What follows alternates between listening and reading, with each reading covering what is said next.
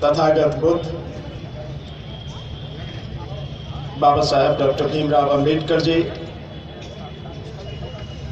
और इस देश में जन्मे सभी संतों और महापुरुषों के चरणों में नमन करते हुए, हाँ ठीक है, देश को आजाद कराने वाले सभी शहीदों के चरणों में नमन करते हुए,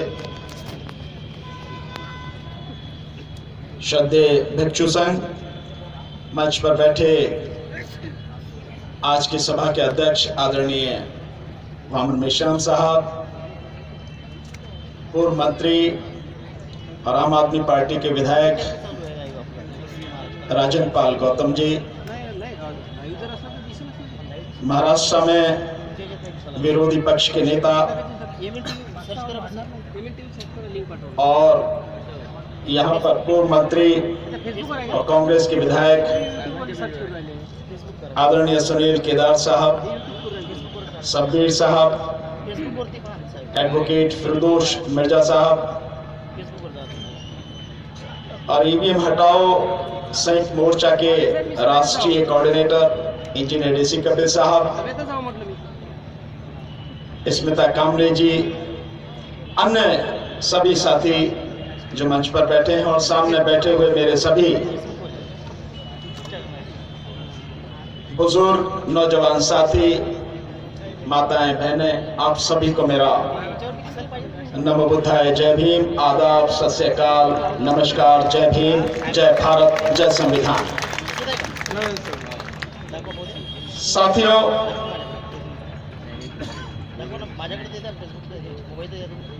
बहुत मुश्किल के बाद हम लोगों को जीने का अधिकार मिला, इस देश के लोगों को जीने का अधिकार मिला। इस देश के संविधान ने इस देश के तमाम नागरिकों को जीने का अधिकार दिया।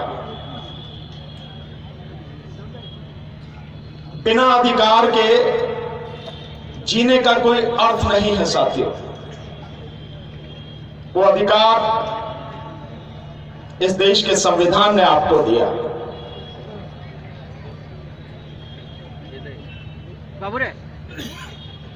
लेकिन वर्तमान मोदी सरकार इस देश के नागरिकों से वो अधिकार छीनना चाहती है।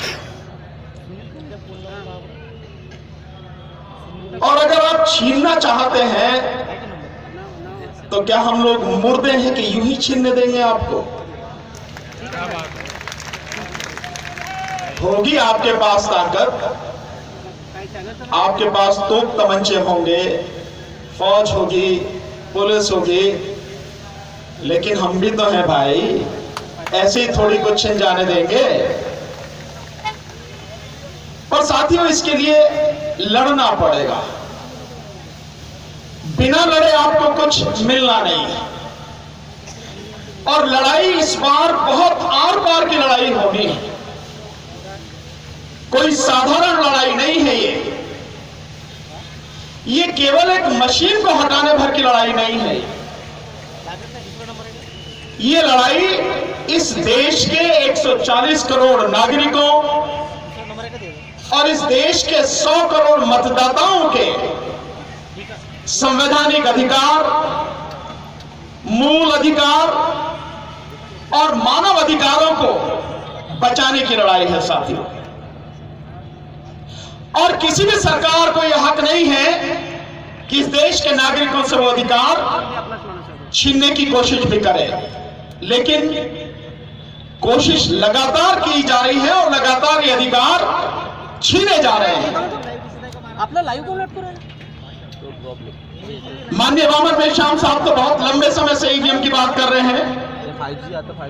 हम लोग 30 मई 2019 जब मोदी सरकार ने दूसरी बार शपथ ली, तब से हम लगातार आंदोलन कर रहे हैं। दिल्ली में जंतर मंतर पर 2019 में 5 बार आंदोलन किया। ईवीएम और वीवीपैट में कैसे गड़बड़ी होती है, ये इसी बार नहीं, तब भी हमने उसका डेमोन्स्ट्रेशन करके दिखाया।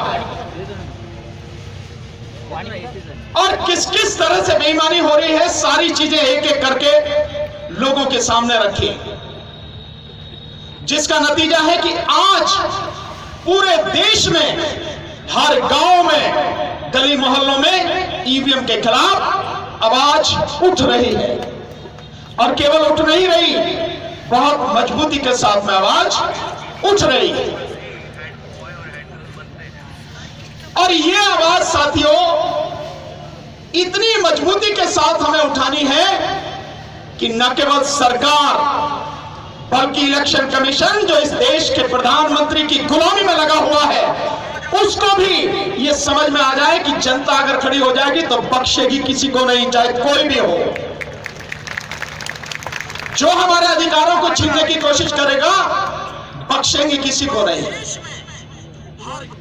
इलेक्शन कमीशन जिसकी जिम्मेदारी है इस देश में स्वतंत्र, निष्पक्ष और पारदर्शी चुनाव कराने की, वो इलेक्शन कमीशन अपनी जिम्मेदारी न निभा के, अपना संवैधानिक दायित्व न निभा के सरकार की गुलामी में लगा हुआ है।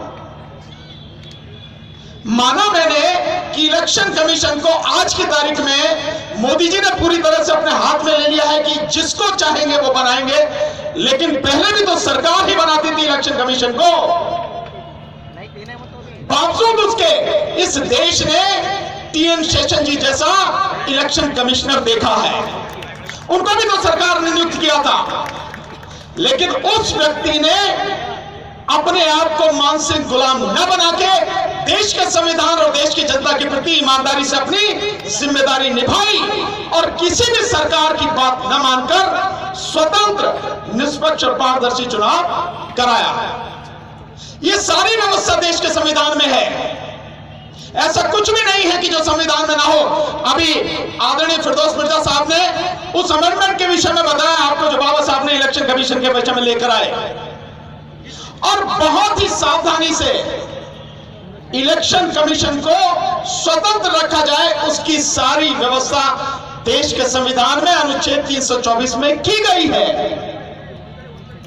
और इलेक्शन कमीशन पूरी तरह से निष्पक्ष रहे, इसके लिए हर वो कदम उठाया गया, हर वो व्यवस्था की गई जिससे इलेक्शन कमीशन पूरी तरह से सरकार के दबाव से मुक्त रहे और ईमानदारी से अपना कर्तव्य निभा सके। इसीलिए इलेक्शन कमीशन जिस दिन से नियुक्त होता है और जिस दिन तक का उसका कार्यकाल रहता है, टेन्योर रहता है, उसकी सारी सुविधाओं में, उसके वेतन में, उसके अधिकारों में, उसकी शक्तियों में किसी भी तरह का फेरबदल नहीं किया जा सकता।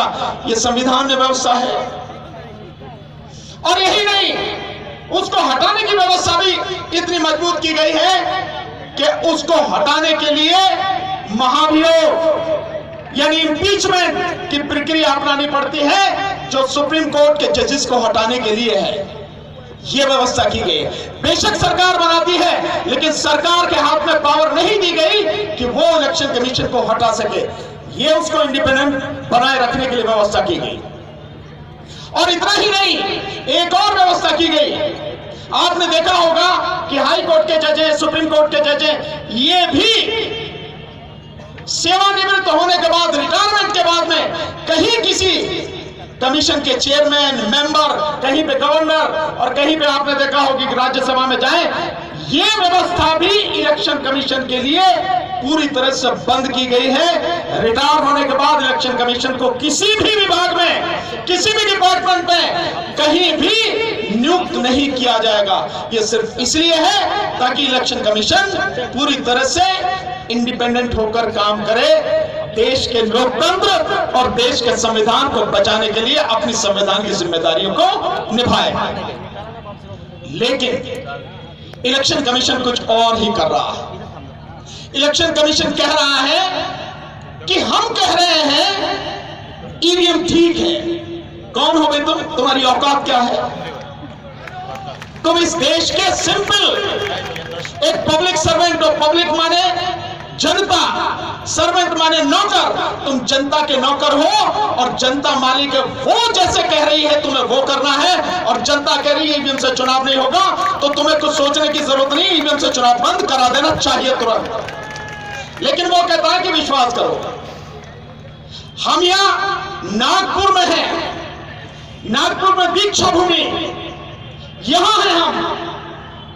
और इस दीक्षा भूमि में जब 1956 में बाबा साहब ने बौद्ध धर्म की दीक्षा ली, वही बौद्ध धर्म के प्रणेता तथागत बुद्ध कहते हैं कि किसी भी बात को इसलिए मत मान लेना कि आपके माता पिता कह रहे हैं, किसी भी बात को इसलिए भी मत मान लेना कि आपके गुरु कह रहे हैं, किसी भी बात को इसलिए भी मत मान लेना कि कोई संत महात्मा कह रहे हैं, या किसी भी बात को इसलिए मत मान लेना कि मैं कह रहा हूं।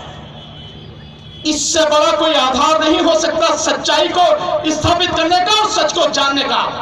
उन्होंने अपने लिए भी कहा कि किसी को इसलिए मान लेना किसी बात को कि मैं कह रहा हूं। किसी भी बात को तभी मानना जब आप अपने अनुभव से, ज्ञान से इस निष्कर्ष पर पहुंचो कि यह बात सही है और इससे बहुत से लोगों का कल्याण होगा। और जनता का नौकर कह रहा है कि मैं जो कह रहा हूं इस बात को मान लो। और वो जनता का नौकर जब 5 जनवरी को हम लोगों ने दिल्ली में पटियाला हाउस कोर्ट से मार्च करने की बात कही कि इलेक्शन कमीशन के पास जाएंगे और उनसे कहेंगे 50 ईवीएम मशीनें हमें दो, हम बताएंगे कि कैसे मैनिपुलेशन होती है इसमें। वही इलेक्शन कमीशन डर गया, हमें 50 मशीनें देने को तैयार नहीं। हम लोगों को पुलिस के माध्यम से डिटेन कराया गया, सरकार और इलेक्शन कमीशन दोनों डर गए। और उसके बाद में जब 6 जनवरी 2024 को दिल्ली में जंतर मंतर पर हमने बाकायदा डेमोन्स्ट्रेशन दिखा के सरकार को और इलेक्शन कमीशन को नंगा कर दिया और कहा कि इस तरह से गड़बड़ी होती है, प्रदर्शन करके दिखाया। उसके बाद ईवीएम लेके जगह जगह घूम रहा है। 40,000 गाड़ियां उतारी हैं इलेक्शन कमीशन ने। इलेक्शन कमीशन का तो नाम है, वैसे तो मोदी जी ने उतारी है कि उस पर लिखा हुआ है ना गाड़ी पे, मोदी की गारंटी, यही लिखा हुआ। आप जो दुनिया को बताते फिर रहे हो, लोगों को बताते फिर रहे हो, उनसे साइन कराते फिर रहे हो, हमें दिखाओ ना। ये क्या बताएंगे लोग, इन्हें क्या पता है? क्योंकि इन्हें यूं नहीं पता। मैं बार बार एक सवाल पूछता हूं, इस देश की सुप्रीम कोर्ट के तमाम जजेस से, हाई कोर्ट के तमाम जजेस से, इस देश में जितने भी डीसी कोर्ट है उनकी जितने भी जजेस हैं उन सबसे, तमाम आईएएस ऑफिसरों से, तमाम आईपीएस ऑफिसरों से, कलेक्टर, एसपी, एसएसपी, सबसे मैं पूछता हूं, इस देश के तमाम प्रोफेसर से पूछ रहा हूं, तमाम मंत्री, प्रधानमंत्री, मुख्यमंत्री, सबसे पूछ रहा हूं, सारे एडवोकेट से पूछ रहा हूं, डॉक्टर से पूछ रहा हूं, इंजीनियर एक्सेप्ट सॉफ्टवेयर इंजीनियर, उनसे, और जितने भी पीएचडी करे हुए लोग हैं, पढ़े लिखे लोग हैं, भाई ईवीएम की तकनीक क्या है जानते हो क्या? इसे ईवीएम कैसे काम करती है जानते हो क्या? इसे आप बताइए, सारे के सारे लोग जानते हैं क्या? मुझे लगता है चुप बैठे ही जानते हैं शायद। तो बताइए, सारे लोग जानते हो क्या? कोई नहीं जानता। 100 करोड़ के लगभग मतदाता हैं, उनमें से 99% लोग नहीं जानते कि इसकी तकनीक क्या है, ये कैसे काम करती है। और फिर भी पिछले 20 साल से लगातार अंधों की तरह हम लोग सारे के सारे वोट दिए जा रहे हैं। कभी मन में सवाल नहीं आता, भाई पारदर्शिता जो चुनाव का सबसे पहला एक धर्म है, एक फर्ज है, वो कहां है? कहां है पारदर्शिता? 3 मशीनें इस्तेमाल होती हैं, एक में बटन दबाया जाता है, दूसरे में 7 सेकंड के लिए फोटो दिखाई जाती है।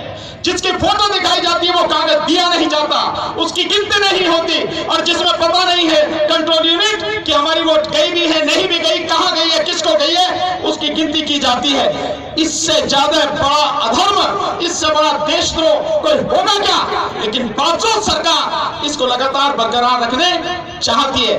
लेकिन मोदी जी, आप इस बार बहुत ध्यान से सुन लें, इस बार हम 2024 का लोकसभा चुनाव ईवीएम से नहीं होने देंगे। आप में जितनी ताकतें लगा लो, इलेक्शन कमीशन में जितना दम है लगा ले, ये देश की जनता इस बार बताएगी कि चुनाव वैसा होगा जैसे हम चाहते हैं। और वो केवल और केवल बैलेट पेपर से होगा साथियों। इसलिए साथियों आप सबको कमर कसनी होगी। ध्यान रखना, हमें वोट डालने जरूर जाना है। वोट चाहे जैसा भी हो, हमारी पूरी कोशिश है कि चुनाव बैलेट पेपर से हो। लेकिन अगर परिस्थितियां किसी तरह की हुई फिर भी वोट डालने जाना है, ये नहीं सोचना कि जीतेगा यही तो यार वोट डाल के क्या करेंगे। नहीं, वोट डालने जरूर जाना है। सारी व्यवस्थाएं आगे तक की, ऐसा कुछ भी नहीं है जो हमने छोड़ रखा है साथियों। इस बार मोदी को घुटनों पर लेकर आएंगे और मोदी सरकार को उसकी औकात दिखाएंगे साथियों।